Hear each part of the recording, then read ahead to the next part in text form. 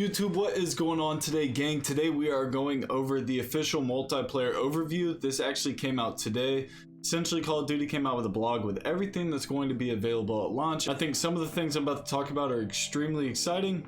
Without further ado, let's get right into it. So right here, we got game modes. It says offers two distinct mode categories at launch based on the types of map they're played.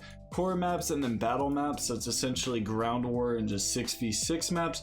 Another thing they're doing this year, they're still having hardcore, but it's not called hardcore. I believe it's called type 1. But we'll get into that in just a little bit. So for the core 6v6 modes, we got free-for-all, team deathmatch, domination, hardpoint, headquarters, control, prisoner rescue, which this is a new game mode if you're familiar with Rainbow Six Siege. Same thing, search and destroy based rounds. 2 hostages, you can rescue them or defend them or just eliminate all players. We got knockout. It says both teams fight over a bag of cash. This one, as well as a search and destroy based game mode. I think it's a lot of fun. You just get the payload back to the base. Search and destroy, obviously. Ground war, I guess that's it for the 6v6, and then on to the 32v32, which is crazy to think about. That's so many players. Gotta love ground war. If you like chasing nukes and getting nukes, it's ground war's the move.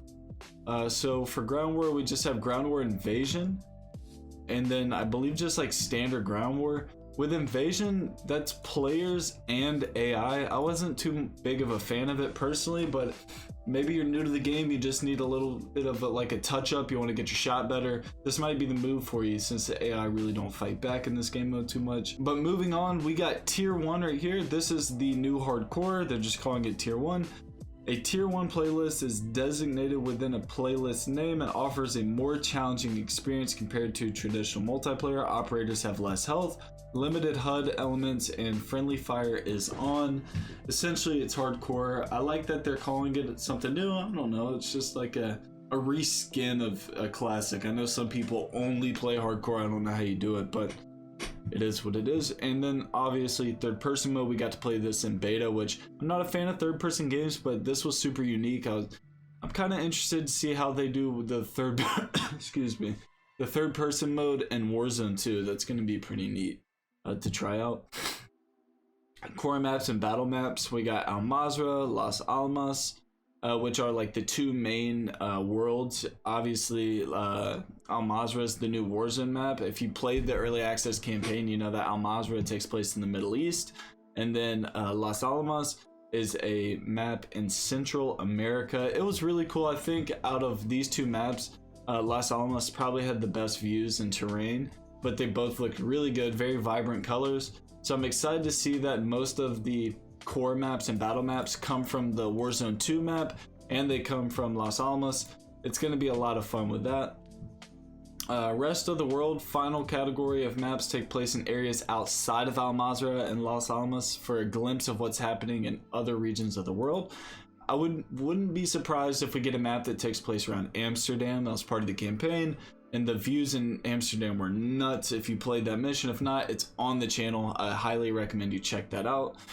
Here's something new to the game that they're really solidifying, and I'm glad they put this in stone so we know what we're looking at. Perks aren't the same this year, so usually every year you pick 3 perks, you're good to go, you have them when the match starts. In this game, you make what's called a perk package. You slowly work up to your first 2 perks, your third perk being the ultimate perk, or maybe it's 3 to 4. Regardless, the base perks, so these are perks you will have when the match starts. Overkill, double time, battle hardened scavenger, bomb squad, which bomb squad's new, take reduced damage from non-killstreak explosives. Essentially bomb squad's EOD, or reset fuse timers when picking up live grenades. Again, is EOD. Tracker, strong arm, throw equipment farther and see a preview of the trajectory. This is new. I'm kind of excited to see how this plays out in Warzone. If they do like specialist tokens, gonna be able to make some crazy grenade plays. And then excuse me, extra tactical, spawn with an additional tactical, which we've had that in the past. And then we got bonus perks. So these are perks you earn as you progress in the game, whether you're getting objective points or getting eliminations within the match. You start to get bonus perks. We got resupply, Spotter, cold-blooded, fast hands, hardline, and focus. Focus is reduced flinch when aiming down sights and an extended hold breath duration. Ultimate perks is the final perk you unlock when you're playing. These are going to be like your top tier perks. You got High Alert, Ghost, Quick Fix, Overclock. Overclock, store an additional field upgrade charge and increase field upgrade charge rate by 40%. On Earn, get a field upgrade charge. Survivor, on death, enter last stand with the ability to self-revive once per life. Teammates can revive down players faster. This is gonna be a different element for people who chase nukes. I did a whole series on my channel back in MW2. It was the nuke fail series, where I would have 29 kills, 28 kills, regardless, and you died a very stupid way. This is gonna be the game changer for that. You get down to maybe get sniped on some weird stuff. It gives you a chance to get back, still drop the nuke. We got Bird's Eye. Minimap is zoomed out. UAV and radar pings reveal the enemy's direction. I really am not a fan of this concept. I like OG minimaps. If you're using an unsuppressed weapon and you fire, you should pop up on the minimap. It really takes away the point of using suppressors, in my opinion, but it is what it is. It's time for a change, so I'm gonna embrace it, but we'll just have to see how that plays out. It says, try out some of the game's pre-made perk packages to get a taste of different perk combinations, or create your own after leveling up to rank 4 for a more personalized selection. I still think that's pretty cool. You already know there's going to be meta perk packages that everybody runs. So, I mean, give it a week, maybe even just the weekend. I'm going to have a perk package for the gang, all right? Your boys coming through with the perkies. Let's see, field upgrades. At rank 45, you'll get the option to equip 2 field upgrades at the cost of a slow recharge rate. That's nothing new. We got tactical cameras, which if you use these in beta, I thought they were pretty cool. Definitely going to be something to use more of the lines for like search and destroy. Throw a camera up on a bomb site, you'll be able to watch it. But a remote control camera that marks enemies connected directly, or set it on its own where it emits a warning sound upon detecting nearby enemies. We got inflatable decoys. These are hilarious. I ran into them in beta. It's definitely a big troll. You're going to see these a lot in search. I guarantee it. People are going to run these, and it's going to make for amazing content. DDoS is a new feature they have. It's a new field upgrade. If there are any sort of equipment in a building and you DDoS a building, all of that equipment is shut down. It is offline. It will not work. It will not go off. So if you got nerds camping in a building, you know, they got their proximity mines, claymores, whatever the case may be, throw the DDoS down. You can get inside that area and give them the work. All right, that's awesome. This is anti-camper right here. We need that. It's really big for the franchise. I think camping's too big of a problem. Deployable cover, nothing new. We already know what this is. Trophy systems, again, awesome that they added this. They didn't have trophy systems in Vanguard, which made CDL a little weird, but now that they actually have trophy systems, it's lit. Dead Silence. This is probably the most controversial perk or item in the game. People freak out about Dead Silence, but here's the deal. I've played COD for 15 years easily, and Dead Silence has been a part of, I would say, 90% of Call of Duties. And now you have these new players that come in that are just, they're absolute dog. Oh, get rid of Dead Silence, it's overpowered. We've been dealing with this for years. It's just deady. Get over it, you know? Pay attention more. So it's gonna be a field upgrade. Temporarily makes your footsteps silent. Gun, melee, and throwing knife kills refresh duration. A perfect fit for stealth loadouts. Again, I'm a super fan of this. I'm glad that they're adding Dead Silence. It's not a perk, that's fine. It's going to be a field upgrade. It works for me, man. I'm still excited about it.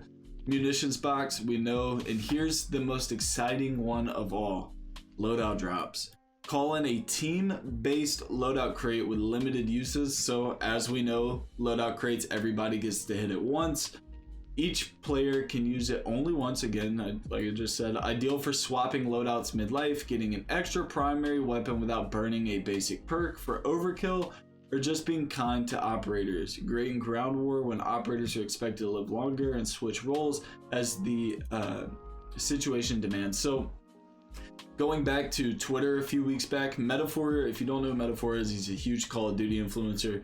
He tweeted out on the reveal for Warzone 2 and Modern Warfare 2 an emoji of a circle and then gas, and then put an X, and then put Warzone 2 and put 3 circles and a tornado. And he was essentially hinting to everyone that the storm's going to be able to break into 3 the night before we all found out. Well, after the beta and everything, or after everyone played Warzone 2 and got a taste for it and they realized there were no loadout drops, he actually tweeted out emojis hinting that there would be loadout drops. Someone replied to the tweet and said, "This means loadouts," and he put a green check mark. So loadout drops will be returning to Warzone 2.0.